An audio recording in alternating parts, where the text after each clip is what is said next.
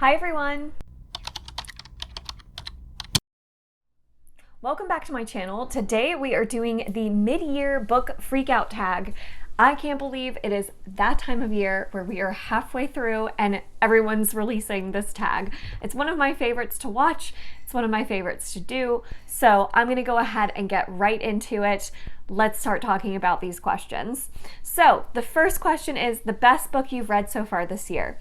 And the previous video I just uploaded right before this one was all of the best books I've read so far this year in 2023, because I knew I had so many that I wanted to talk about for this question. So I'm just going to give you my top one, but if you want to see my full list of the top 10 books I've read so far this year, I will link that video down below. My favorite so far has got to go to the Greatcoat series. I finished out that series and read the second, third, and fourth book this year, and it's become one of my new favorite fantasy series of all time. Love the characters, love the writing, love the fight scenes, love the politics. Everything about it worked for me. So yeah, this has to go to the Greatcoats. But if you want to see more in-depth thoughts, definitely check out that video down below. The next question is the best sequel you've read so far this year. So again, I could say the Greatcoats, and there are a couple of other sequels that are on my best books of the year list, including Amari and the Great Game by B.B. Alston, as well as The Cuckoo by Leo Carew. And so I'm gonna go with The Cuckoo for this because I thought it was the most perfect ending to the Under the Northern Sky trilogy. It is emotional, it's political, it's full of twists and turns, and it has such epic moments of triumph, of failure, all the things. And I just thought it was one of the best fantasy series finales I've ever read. And for that reason, I think it has to go on my favorites of all time list now. And that's totally unexpected because I did enjoy the first book. I loved the second book, but it wasn't an all-time favorite until the third book. So definitely gotta give it to The Cuckoo there. The third question is a new release you haven't read yet, but you want to. Oh my goodness, so many. Let me get all of them. Releases I haven't read yet. Let's start with In the Lives of Puppets by T.J. Klune. House in the Cerulean Sea is one of my favorites. This is a Pinocchio retelling where Pinocchio is like an automaton, like a little robot, and it sounds delightful and whimsical and wonderful. So definitely that one. The Judas Blossom by Stephen Aryan.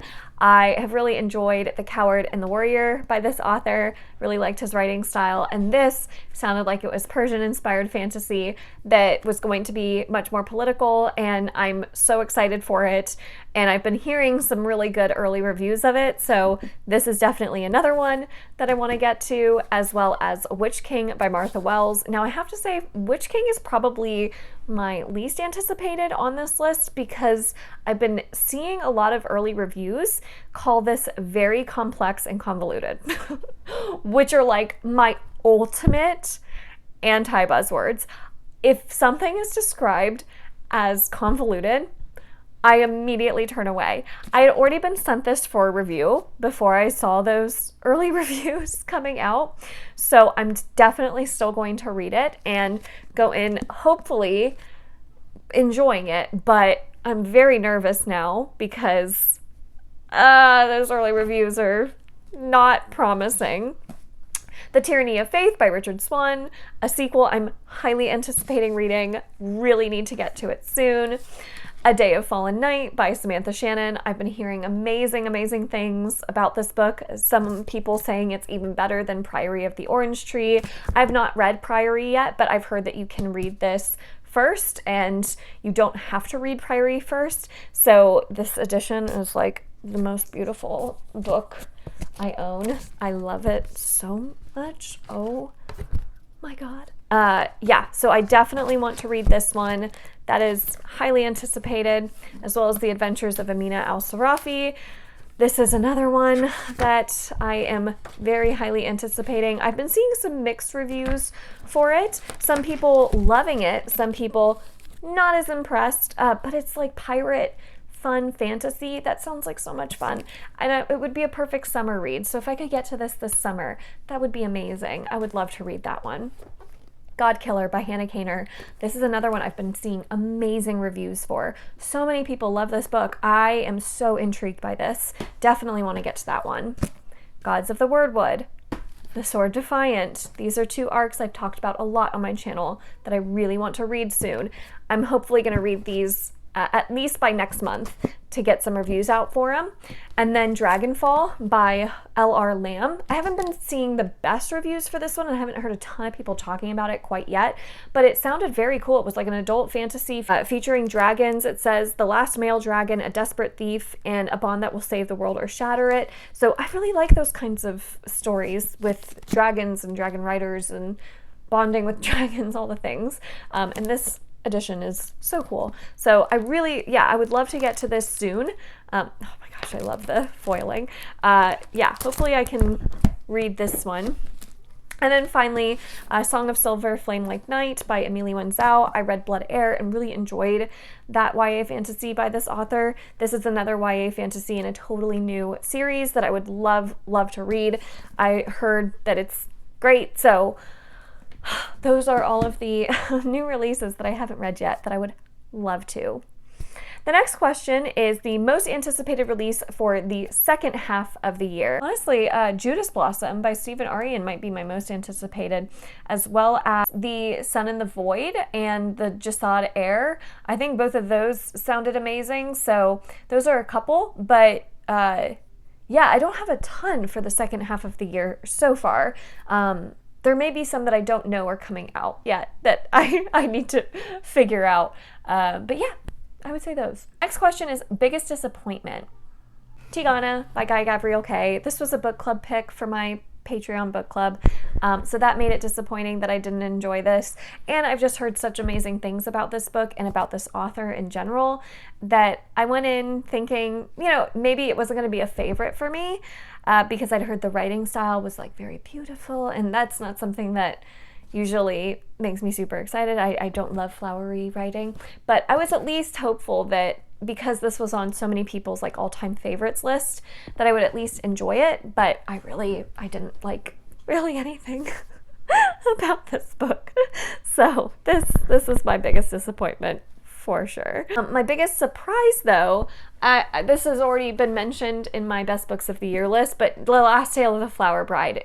I would never have expected myself to love this book as much as I did. It has flowery writing, which I just literally told you I don't like, and it had no fantasy. It was magical realism. I don't like magical realism usually. I can't for the life of me figure out why I loved this book so much, but I did. It worked so perfectly. I loved the flowery writing.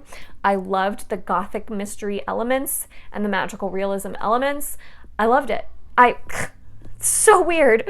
So it like kind of made me rethink, like maybe I should start giving books a chance if they're described as like flowery writing. Maybe not all flowery writing is bad.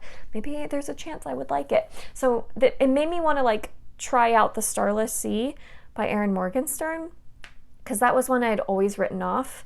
I wasn't a huge fan of The Night Circus, and everybody had just talked about the gorgeous writing and the flowery writing in The Starless Sea. And I was like, that's not going to be for me. But I mean, maybe it would be. If I like loved this so much, maybe I would like The Starless Sea and other flowery written books. So we'll see. Maybe I'll give those a chance. The next question is favorite new author, debut, or new to you. Honestly, I could say Roshani Chokshi because her writing was unbelievable in this book, as well as Sebastian de Castell for The Greatcoats. His writing was amazing. I loved his writing so much. And then Taylor Adams, who wrote The Last Word and No Exit. I read No Exit and I really enjoyed it, but I think after The Last Word and how much I loved that book as well, I think he's now become an author that I want to check out everything he writes. So I would say those are a couple of my favorite new authors. And the next question is newest fictional crush. This is one I'm going to say is Zafir from Take a Hint, Danny Brown, because Zafir gave very, very strong Roy Kent vibes. Roy Kent from Ted Lasso. If anyone's watched that show, it's my favorite. He's my favorite character on that show by far. Loved that Zafir reminded me of Roy Kent and was totally here for it. So I gotta say, Zafir. Next question is newest favorite character. Oh, this one's hard. I mean, I could say any of the characters from the Greatcoats, but I'm trying not to like repeat myself too much. Let's see. Oh, you know what? I'm gonna say Seago from the Combat Codes by Alexander Darwin. Seago is amazing. He's a little boy who gets recruited to be a fighter, and he gave me such strong Kaladin vibes from Stormlight Archive. Oh my gosh, I love Seago so much. He's loyal. He will do anything for his friends. He is strong. He's resilient. Oh my gosh, he's everything I love in a character. So yeah, Seago from the Combat Codes has got to be one of my newest favorite characters. Next question is a book that made you cry. Oh my gosh, I haven't read any yet that have made me cry this year. That's shocking because I cry a lot during books, but I have not read one book that has made me cry. That is very surprising. Really? Well, yeah, I have not cried yet. I would say maybe the closest. I haven't even been close to crying for any of these books. That's shocking. Maybe I should do like a project of trying to find books that would make me cry for like a reading vlog or something, because I usually cry during books. I just have to pick up a Kristen Hanna and then I'm guaranteed to cry. Any of her books always make me cry, and I haven't read one this year, so maybe that's why I haven't cried yet. So I'll just pick up the next Kristen Hanna book and then I'll have an answer for you. The next question is a book that made you happy. I have to say Trust of the Emerald Sea by Brandon Sanderson. That was just so cozy and fun and sweet and lighthearted and all the things. It was great. I smiled throughout. I loved the humor in that book. I loved the adventure. It was very much a book that I feel like could be enjoyed by any age. And it just made me so happy. So I have to say Trust of the Emerald Sea for sure. The most beautiful book you have acquired this year. Yeah, I showed it. It's Day of Fallen Night by Samantha Shannon, this book, with these sprayed edges, as well as the Priory, the matching Priory edition. These are the most beautiful books I own. And I have a lot of really beautiful books in my stack, and a lot of it has been because I subscribe to Fairy Loot and Goldsboro, but these particular editions from the Broken Binding are truly the most beautiful books. Oh, I do have a close second place though. These editions of the Children of Time series by Adrian Tchaikovsky. Look at the sprayed edges. That is so beautiful to me. I love these so much. That's just stunning. So I actually have these on my shelf with the edges out because I just think they're so beautiful. So yeah, Broken Binding does amazing editions. If you're ever looking for beautiful special editions, check out Broken Binding. What books do I need to read before the end of the year? I would say the sequels of series that I can finish off or catch up with. So I'm going to do a whole video on like a series update for you all where I'm at with a lot of these series as of right now.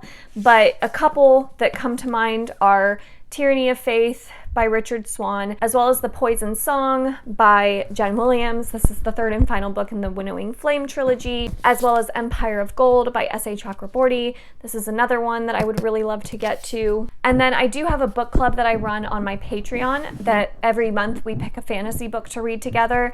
And for July, we're reading The Pariah by Anthony Ryan. So I know that I need to get to this one next month, and we'll see what the other months of this year end up being. But I know that whatever those picks are, those will be added to my must-read TBRs. Oh, I did forget to mention two other must-reads. Thief of Time and Hogfather by Terry Pratchett. This is the fourth and fifth book in the Discworld Death collection. And the only reason I haven't read them yet is because Hogfather is Death playing the role of Santa Claus. So I really wanted to keep this for like November, December timeframe, and then read Thief of Time right afterwards. So once the end of the year comes and I'm in the Christmas spirit, I will definitely be reading both of those books. And then the last question of this tag is favorite book to movie adaptation. Oh, I have to give it to Shadow and Bone Season 2. There were a couple things that I didn't love about Season 2, but overall, I still had such a good time with it. I still can't believe that we have an adaptation of the Grishaverse like we do. The casting for it is amazing. I love the action. I love the effects, the world. It just, it's so good. So I love the Shadow and Bone TV show on Netflix so much. So I definitely have to say that one. All right, those are all of the questions and then answers for the mid-year book freakout tag. Did you see any books that I talked about that you have any feelings on? Let me know in the comments down below. Thank you all so much for watching this video. If you enjoyed it, make sure to give it a thumbs up, subscribe if you'd like to, and if you want more information about exclusive content from me, like my book club and reading sprints and a Discord channel, you can check out the information for my Patreon that is in the description box down below. I hope you have a wonderful rest of your day, and I will see you all in my next one. Bye!